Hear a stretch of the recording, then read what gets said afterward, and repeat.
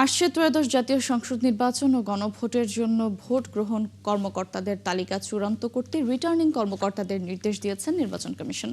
সোমবার এই সংক্রান্ত চিঠি রিটার্নিং কর্মকর্তাদের পাঠানো হয়েছে। গত 10 ডিসেম্বর আগামী জাতীয় সংসদ নির্বাচনের জন্য প্রস্তুত হওয়া ভোট গ্রহণ কর্মকর্তাদের প্যানেল থেকে বেসরকারি ব্যাংকে কর্মরত কর্মকর্তা কর্মচারীদের বাদ দেওয়ার সিদ্ধান্ত বাস্তবায়নে সব জেলা নির্বাচন অফিসারদের নির্দেশনা দেওয়া হয়। ওই চিঠিতে আরও উল্লেখ করা হয়, ভোট গ্রহণের জন্য পর্যাপ্ত কর্মকর্তা পাওয়া না গেলে বেসরকারি ব্যাংকের কর্মকর্তাদের প্রয়োজনীয় যাচাই বাছাই করে নিয়োগ দেওয়া হবে।